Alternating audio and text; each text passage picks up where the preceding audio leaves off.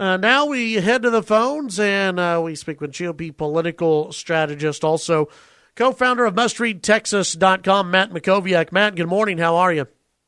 Hey, Chad. Good morning. I'm doing great. How about you? Doing well. Thanks for coming on the show today. Appreciate it. And you take a look at some of the latest, some of the new polling data that's out there today. And Jeb Bush has, it seems, Jeb Bush has had quite a nice bounce as far as Republican primary voters. When 2 months ago, most could not see themselves supporting him. Now you have, 75%, at least according to NBC Wall Street Journal, 75% could see themselves supporting him eventually. That's pretty good news for Jeb Bush.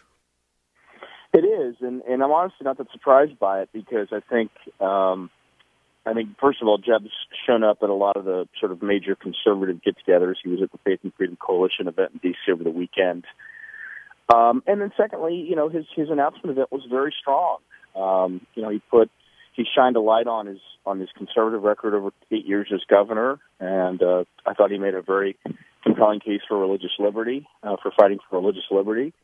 And so, I think a lot of Republicans are sort of coming home on Jeb. Now, just because they could see themselves supporting him doesn't mean they're going to choose to vote for him in the early state primaries, and that's where I think there's still some real flashing yellow lights for him. If you look at, Iowa, New Hampshire, South Carolina, and Nevada, there's still some very real concern of where does Jeb Bush win. I mean, I think they're obviously going to put the most stock in New Hampshire, almost treating it as if it's a must-win, but that's a must-win for other folks as well, like Chris Christie and John Kasich and even perhaps Rand Paul. So we'll see how the early states play out. But, yes, in terms of the overall national numbers, they have improved for Jeb over the past few weeks. It is still early on in this whole process, though. We have a debate here in almost a month and a half or 2 months away.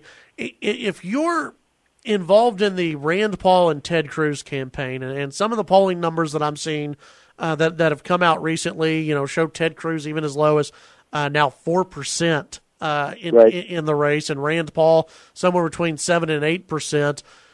Are you concerned right now, or are you still in the hey, it's early stage? Yeah, look, I think what's interesting is that Cruz is super PAC with at least $37 million reportedly is obviously going to have enough money to take him through the first four early states, and that's truly significant.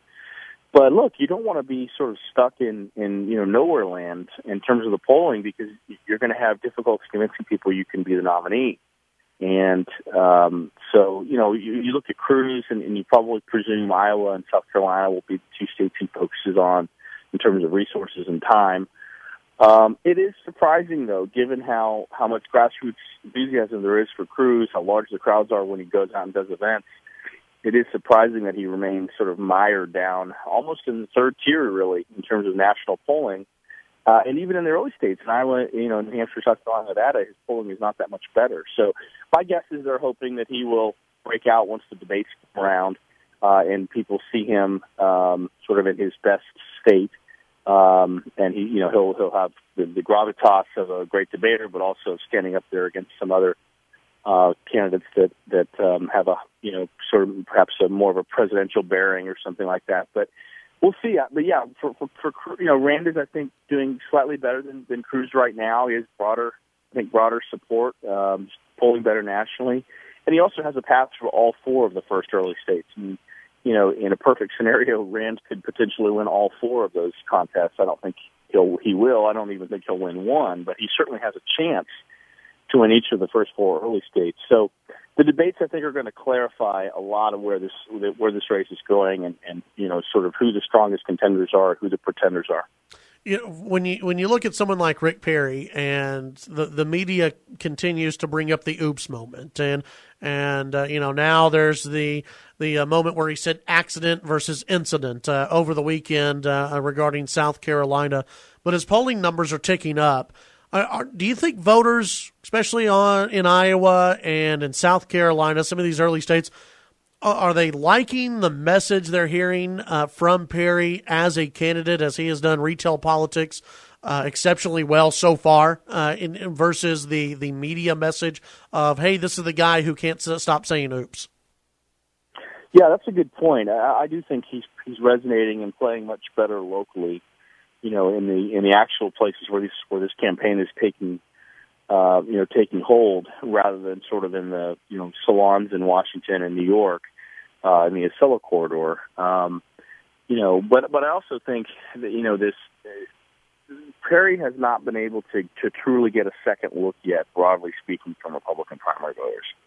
And from my standpoint, until he stands on a debate stage and acquits himself very well, he's not going to be able to do that. Now, he has a chance in 6 weeks. I mean, if the debate were right now, he'd be in the top 10. He'd be on that stage with 10 candidates there in an hour and a half. He'll probably have 4 or 5 minutes total.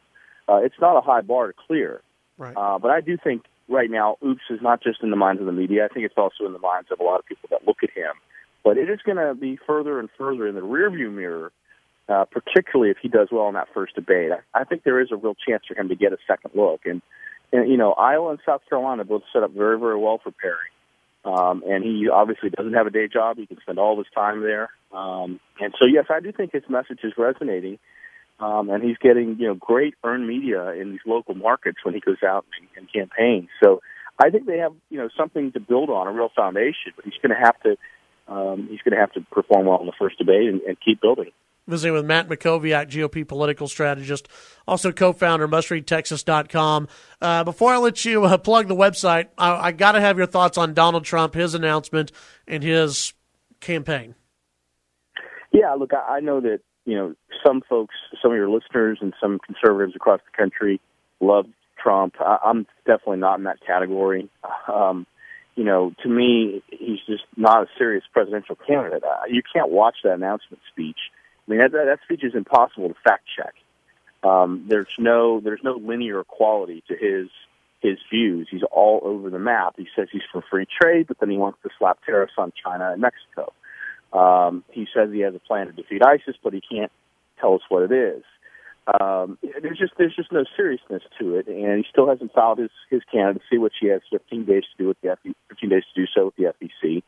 This seems to me to be a vanity project. I think he's tired of being sort of insulted by a lot of people nationally. He wants to prove that he can do it. My guess is he doesn't stand this thing through Iowa. He probably just does a few debates and then backs out. Because, look, at the end of the day, he's going to have to certify a lot about his own finances that he may not want to certify. He put his $9 billion amount out there, or $500 million in debt.